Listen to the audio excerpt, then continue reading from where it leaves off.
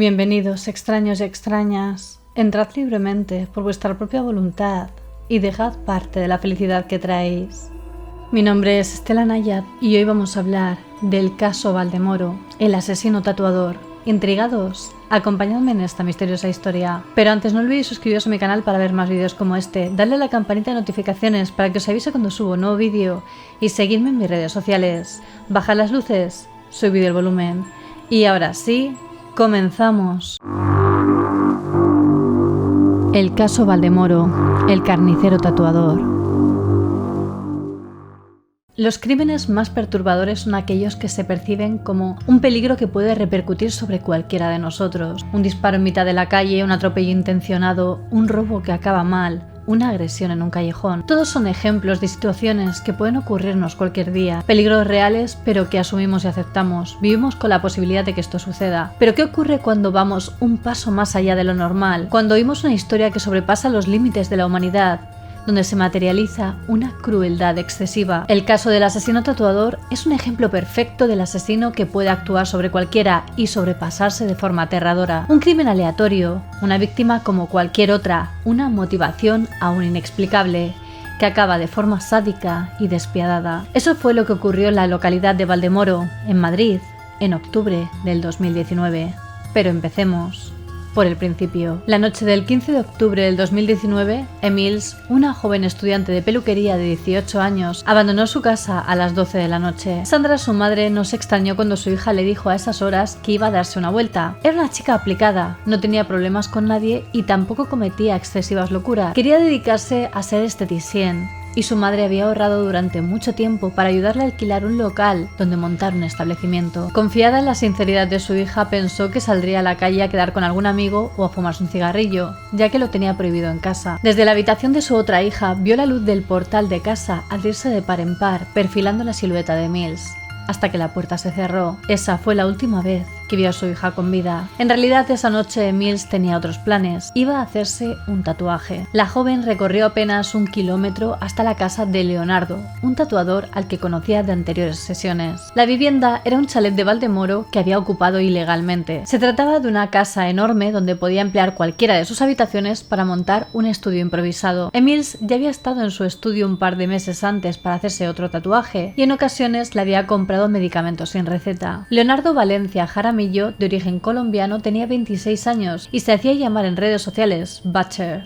en español carnicero. Un mote que a cualquiera podría recordarle al personaje que Karl Urban interpreta en la exitosa serie de Amazon Prime The Boys. Sin embargo, aquella extraña denominación escondía un oscuro y perturbador deseo en su interior. Su casa tenía una decoración un tanto espeluznante. Estaba repleta de calaveras, caretas de Aníbal Lecter, carteles con supuestas referencias y alegorías al nazismo y un montón de armas punzantes y de fuego colgadas por las paredes. Una lámina llamaba especialmente la atención. Aparecía una mujer con un corte en la barriga. Leonardo había estado casado, aunque su exmujer no guardaba malas palabras hacia él. Por lo que contó más tarde, siempre le trató bien y nunca se comportó de forma violenta con ella. Tampoco se mostró irrespetuoso ni tuvo actitudes sospechosas durante sus relaciones íntimas, a pesar de que sí que tenía cierta curiosidad por el sadomasoquismo. Cuando se separó de su esposa, Leonardo comenzó otra relación sentimental que duró 3 años. Al contrario que su exmujer, la que fue su novia entre el 2013 y el 2015, sí se percató de determinados comportamientos que estaban fuera de lo normal. Cuando le conocí era una persona normal, pero con el paso del tiempo empezó a ser celoso y agresivo. Si discutíamos, me pegaba. En sus propias palabras, era como si un virus fuera poco a poco dominándole. Una vez me observó hablando con otro chico, se le dispararon los celos, intentó agarrarme por el cuello y hacerme desmayar, lo que se conoce como mataleón. Me resistí, me tiró a la cama y se abalanzó sobre mí con un puñal en las manos. Verdaderamente temí por mi vida, logré quitárselo y huí despavorida de la casa. Desde entonces empecé a marcar distancias, pero él no asumía que lo hubiera dejado. Se obsesionó conmigo y empezó a venir a mi casa. Tenía manía persecutoria y además mostraba mucha violencia en su comportamiento. Leonardo y su exnovia cortaron en ese momento, pero no era la primera vez que se producía un episodio de este tipo. Incluso parece que llegó a confesarle deseos tan inquietantes como: me gustaría matar a alguien. Si te murieses antes de que se echara a perder tu carne, te comería. Afirmaciones que en otro contexto hubieran sido percibidas como señales de un desequilibrio mental o una clara advertencia de peligro, pero que en aquel entonces la joven las interpretó como una especie de muestra de amor. Leonardo solía jugar con sus armas y tenía cierta pasión por la sangre, de hecho no le desagradaba hacerse daño a sí mismo. Pero otras veces las actitudes de Leonardo sobrepasaban un límite inaceptable y las discusiones entre ambos terminaban con la amenaza de un machete o una escopeta. Desconocemos si los comportamientos violentos y desmesurados de Leonardo fueron una descripción realista de su exnovia o si la historia adquirió cierta exageración y un tinte sensacionalista de los medios. Pero lo cierto es que estas conductas parecen encajar con sus aficiones, gustos decorativos y los hechos sorprendentes que ocurrieron aquella noche del 2019. Volviendo al 15 de octubre, la joven Emils llegó a la casa de Leonardo poco más tarde de medianoche. Iba con la intención de tatuarse una daga. Su novio Jason explicó más tarde que para ella era una especie de alegoría. Decía que una daga es como las personas, tiene una parte buena y una mala. Parece que durante el tiempo que Emils estuvo en casa con Leonardo bebieron varias cervezas y consumió algún tipo de estupefaciente que le provocó un estado de confusión y somnolencia. Los últimos mensajes que Emils escribió en su teléfono permitieron posteriormente enmarcar los hechos en una línea cronológica. Alrededor de la 1:15 de la madrugada, Emils se conectó por última vez al WhatsApp para enviarle una imagen a Jason. En la fotografía que recibió su novio se le veía a ella con una pastilla en la boca. Las interpretaciones posteriores han llevado a sospechar que pudo tratarse de un Rivotril, uno de los sedantes con los que Leonardo comerciaba ilegalmente. Aprovechando que Emils estaba obnubilada, Leonardo se aproximó por su espalda. De repente situó su brazo alrededor del cuello con la intención de ahogarla y apretó con fuerza, pero no lo consiguió. Mientras la joven trataba de recuperarse sin posibilidad de defenderse, Leonardo buscó otra forma de arrebatarle la vida. Probó atándole un cable para ahorcarla, pero como también había consumido el ansiolítico, fue incapaz de ejercer la fuerza suficiente. Parece que después de varios intentos cogió un cuchillo y se lo clavó en el abdomen, al mismo tiempo que seguía asfixiándola con el cable amarrado a su cuello. Así Emils acabó sucumbiendo. Después de haberla matado, Leonardo trasladó su cuerpo a su cuarto de baño, depositándolo en la bañera. Allí comenzó una cruel y despreciable actuación sádica. Leonardo comenzó a descuartizar el cuerpo de su víctima, recortando con cuidado y precisión las partes en las que Emils tenía tatuajes. Colocó meticulosamente las láminas de piel retiradas en salmuera para conservarlas a modo de trofeo. Por último, llevó algunas partes del cuerpo de la chica al patio trasero de su chalet, donde trató de carbonizarlas. El fuego y el desagradable olor despertaron a los vecinos, que acudieron al chalet para llamarle la atención. Él se disculpó justificándose con que se había producido un pequeño incidente al quemar una manta con una colilla. Eran alrededor de las 5 de la mañana cuando Sandra, la madre de Emils, se despertó y miró su teléfono. Su hija no estaba en casa, no le había escrito ningún mensaje desde que salió por la puerta y no tenía ninguna imagen como foto de perfil de WhatsApp. El 16 de octubre del 2019 amaneció y los restos de Emils se esparcían por la casa de Leonardo. Angustiado, esa misma tarde llamó a su última exnovia, Celia, y le pidió que fuese a su chalet para echarle una mano. Celia se encontraba en aquel momento en el médico para una revisión acompañada por otro exnovio, Miguel Ángel, cuando vio los mensajes de Leonardo. Llamó a su exnovio y este le confesó que había cometido un grave error y que le había quitado la vida a otra persona. Le dijo que necesitaba su ayuda para limpiar la escena, algo que Celia en inicio tomó como una broma o una excusa para verla. La chica no podía abandonar el centro de salud, por lo que fue Leonardo quien se presentó allí para hablar con ella cara a cara. Tenía la ropa manchada de sangre y eso alertó a Celia. Decidieron comprar algo de ropa ya que su apariencia llamaba mucho la atención y deshacerse de las prendas manchadas de sangre. Mientras que Leonardo se probaba la ropa, Celia se comunicaba con Miguel Ángel informándole de la situación y pidiéndole que estuviera alerta. Cuando Celia llegó a la vivienda, se encontró la grotesca escena de un crimen. Leonardo le pidió ayuda para limpiar la sangre y deshacerse de las pruebas. Si no lo hacía,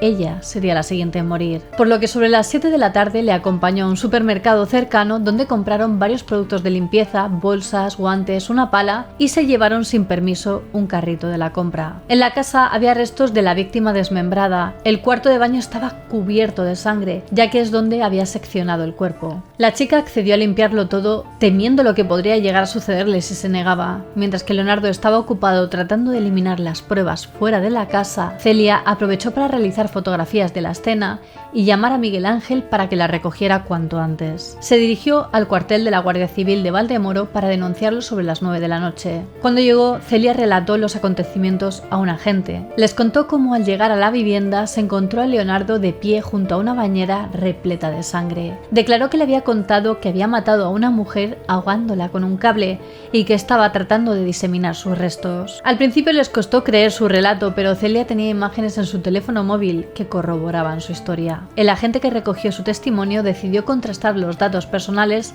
del supuesto homicida y de la joven que le estaba denunciando, antes de dar la voz de alarma. Mientras tanto, Leonardo se había percatado de la ausencia de Celia y comenzó a mandarle mensajes pidiéndole que no le delatara, que él se las apañaría solo, pero que no dijera nada a la policía. Sin embargo, ya era muy tarde. Tras introducir los nombres de Leonardo y Celia a la base de datos, el agente comprobó que habían sido detenidos por una agresión mutua en la misma vivienda. Al repasar el informe se percató de algo intrigante. El parte policial recogía la decoración inusual y la presencia de armas en el domicilio, por lo que contactó con sus compañeros y envió varias patrullas a la vivienda de Leonardo. Pocos minutos después de que Celia acudiese al cuartel, varios agentes interceptaron a Leonardo regresando a su casa. Venía de unos contenedores de basura y llevaba consigo el carrito de la compra que acababa de adquirir completamente manchado de sangre, al igual que su ropa. Leonardo vio a los policías, detuvo su marcha y les dijo: «Venís a detenerme, ¿verdad?». Uno de los agentes le preguntó: «¿Por qué tendría que detenerte?». Y Leonardo respondió: «Por lo que os ha contado mi exnovia». En ese momento los agentes le esposaron y certificaron a la central que la denuncia de un posible asesinato podría ser cierta. Dentro del carrito se encontraron restos humanos, lo que corroboró las sospechas de la policía. Leonardo habló con uno de los agentes y reconoció que había matado a la chica. Dijo que había sido un accidente, que se le había ido de las manos. Aquel tipo estaba muy sereno, tranquilo, estaba pensativo, pero no tenía pinta de estar bajo los efectos del alcohol o las drogas. Estaba lúcido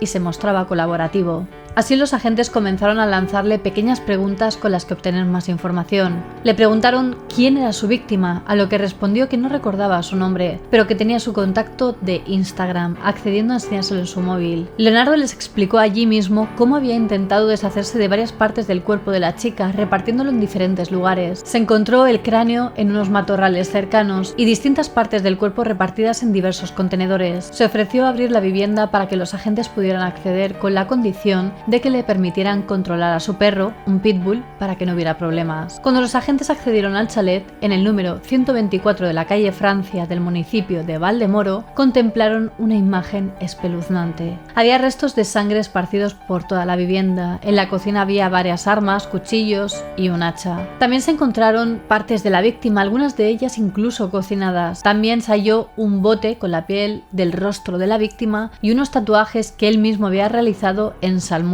para conservarlos. El baño presentaba restos que indicaban que era el lugar donde se había despedazado el cuerpo. El salón estaba también decorado con distintas armas, desde katanas, espadas y dagas hasta cuchillos de caza. Además, en la vivienda se hallaron también armas de fuego. Dentro de la casa también encontraron medicamentos para la reventa ilegal. Leonardo y Celia fueron detenidos inmediatamente y enviados a prisión provisional hasta el juicio, que se realizó el 7 de marzo del 2023 en la Audiencia Provincial de Madrid. Durante el proceso, la Fiscalía solicitó a la jueza una condena de 25 años y 5 meses de prisión para Leonardo por asesinar a Emils y profanar su cuerpo, además de una indemnización de 102.852 euros a cada uno de los padres de la joven y de 46.284 a su hermana. A esta acusación se sumaron 2 peticiones particulares a la causa judicial que exigían la condena de prisión permanente revisable para Leonardo. Además, su expareja Celia también fue acusada de un delito de encubrimiento por el que solicitaban 3 años de prisión. Leonardo escuchó los testimonios durante el juicio mientras permanecía con un gesto serio en su asiento. Su abogado había solicitado a la jueza que su cliente pudiera utilizar un bolígrafo para tomar anotaciones, pero la petición fue rechazada por motivos de seguridad. Entre todas las declaraciones destacó la de Sandra, la madre de Emils, que entre sollozos respondió a la jueza haber oído hablar de él. Me había hablado de él 2 o 3 veces, me comentó que un amigo le había regalado un tatuaje. Nunca pudo haberse imaginado que su hija pudiese haber acabado de esa forma. Sin embargo, el principal testimonio de la sesión fue el de Celia. La joven intervino explicando cómo Leonardo había conocido a Emils por Instagram. Celia explicó que Leonardo ya le había confesado que quería matar a alguien, pero que nunca le creyó capaz. Contó cómo la tarde del 16 de octubre, cuando acudió a la vivienda, Leonardo le confesó que había apuñalado a una chica en su casa. Pronunció en el juicio las palabras que él mismo utilizó en ese momento: "No he sentido nada al quitarle la vida". Frente a las acusaciones particulares de encubrimiento, Celia se justificó diciendo que no creyó a Leonardo inicialmente cuando le confesó el crimen. Cuando acudió al chalet y comprobó lo que había pasado, se bloqueó. No sabía muy bien qué hacer y temía por su propia vida. Así que en cuanto pudo, huyó y se dirigió directamente a la policía y lo denunció. Leonardo parece que se percató cuando vio que había desaparecido de la casa y le escribió muy nervioso diciendo: "¿Me has vendido? No lo hagas. Déjame solo, yo me apaño, pero no me vendas. He confiado en ti. Me apaño solo, pero no me hagas esto". El testimonio de Celia fue fundamental para refutar el argumento del fiscal. La acusación se centró en demostrar que Leonardo tenía una obsesión evidente con matar a alguien. Quería saber qué se experimentaba, qué se sentía. Pero además la fiscalía especificó que los actos cometidos sobre el cuerpo de la víctima después de asesinarla no correspondían a un intento de hacer desaparecer las pruebas. En opinión de los agentes, su objetivo no era ocultar el cuerpo. Uno de los agentes del caso prestó declaración en el juicio y dijo: "Estaba obsesionado con la muerte. Tenía fotos de asesinos en serie famosos, esculturas demacradas a las que le faltaban miembros. Era un escenario de violencia. Encontramos más de 50 armas de todo tipo y todo tipo de elementos sadomasoquistas perfectamente colocados". Por otro lado, uno de los investigadores de la unidad de homicidios declaró que nunca había visto nada parecido a lo que encontró en esa casa, con partes del cuerpo repartidas por las diferentes habitaciones. Afirmaciones durísimas que conmocionaron a los asistentes y a los miembros del jurado, y aún más cuando se presentaron los recortes de piel con tatuajes que Leonardo había guardado meticulosamente. La defensa trató de argumentar que Leonardo había cometido ese crimen atroz motivado por el consumo de drogas y un pasado traumático con su padre. Supuestamente trató de demostrar que su padre le había obligado a ir con prostitutas desde los 7 años. Sin embargo, a pesar de que se incautaron gran cantidad de medicamentos de su vivienda, el jurado no consideró que Leonardo estuviera bajo el influjo de las drogas en el momento del crimen, ni cuando trató de deshacerse de algunas partes del cuerpo. Leonardo subió al estrado reconociendo su responsabilidad, aunque con una versión diferente. Declaró que Emils había fallecido asfixiada por una máscara mientras mantenían relaciones. Según el acusado, estaban realizando un juego sexual de carácter sadomasoquista cuando la joven se quedó sin aire. "Cuando subí le di un cachete en la nalga y no respondía. Le quité la máscara, el film de las manos y los pies y eso fue lo que ocurrió". No obstante, aunque admitió el brutal descuartizamiento de la joven como un acto cruel y falto de humanidad, incriminó a Celia en dicha acción, manifestando que había sido ella quien ideó el proceso de cómo deshacerse de las pruebas del crimen. La declaración de Leonardo fue la última carta de la mano de la defensa, tratando de aludir a un homicidio involuntario. Después de apurar casi por completo el tiempo de deliberación, el jurado consideró probado que Leonardo había drogado a Emils para que no opusiera resistencia. Después la apuñaló y la asfixió hasta la muerte. De esta forma, Leonardo fue declarado culpable de asesinato, mientras que la acusación sobre Celia fue desestimada. La solicitud de prisión permanente revisable solicitada por las acusaciones particulares fue descartada por la jueza al considerar que Emils no era una víctima especialmente vulnerable. El veredicto recogió el asesinato de Emils como uno de los crímenes más atroces de los últimos años, especificando que no se juzgaba solamente la muerte de la muchacha, sino también el trato vejatorio que recibió su cuerpo sin vida. Además, la jueza agradeció a los abogados de los familiares el gran esfuerzo de contención que habían realizado después de los desagradables testimonios que se habían escuchado durante la sesión. A día de hoy, Leonardo aguarda en prisión provisional la pena que le espera. El caso del asesino tatuador ha alcanzado recientemente una gran repercusión mediática, no solo por su crueldad, pero también por su aleatoriedad. Y es que ¿quién podría esperar la muerte cuando va a hacerse un tatuaje? Y bueno, hasta aquí el caso. El crimen de Valdemoro resulta conmocionante y tétrico a partes iguales. Los acontecimientos recuerdan a los crímenes cometidos por otros asesinos en serie como Ted Bundy o Andrei Chikatilo, alias el carnicero de Rostov, sobre todo en lo referente a los desagradables actos que se realizaron sobre el cuerpo de la víctima. Sin embargo, el informe descarta cualquier posible acto de canibalismo posterior. Leonardo no tuvo intención en ningún momento de devorar partes del cuerpo de Mills, lo cual lleva a pensar en qué provocó que Leonardo adquiriera esa actitud sádica con los restos de su víctima, descartando un simple intento de deshacerse del cuerpo. El recorte de los tatuajes de Mills y su conservación, la distribución de los miembros por la casa, la eliminación de otras partes en la basura. ¿Qué motivó esas actitudes repulsivas pero tan intrigantes? ¿Por qué unas partes merecían la pena conservarlas y otras fueron arrojadas sin más a la basura? Sin un estudio psicológico concreto, en estos momentos simplemente podemos realizar hipótesis y teorías descabelladas, aunque las declaraciones de sus exnovias tampoco cierran la puerta a trastornos recurrentes y desarrollados. Era un misógino, un sociópata. Para ellas no parecía un loco esquizofrénico, aunque determinadas actitudes pudieran indicar ciertas patologías. ¿Podría haberse prevenido el crimen? ¿No era de esperar después de la visita policial por agresiones en su vivienda? La decoración, el coleccionismo de armas, su comportamiento, ¿no eran un indicativo? ¿Una señal de peligro? Dejadme vuestras opiniones en los comentarios. Quería agradecer a mis mecenas de Patreon por el apoyo que me brindan. Sin vosotros no sería posible. Si vosotros también queréis apoyarme, os dejo el link a Patreon en la descripción, donde también podréis ver los beneficios de cada nivel. Y quería hacer una mención especial a los miembros de la Orden del Dragón: Alejandro Rebón Portillo, Yolani Olano, Tristania Wolf y Keymaster.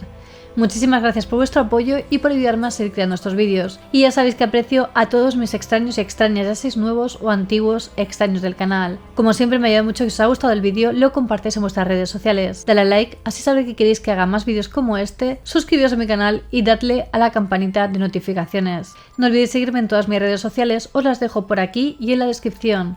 Especialmente en Instagram, que es donde estoy más activa y subo material muy interesante.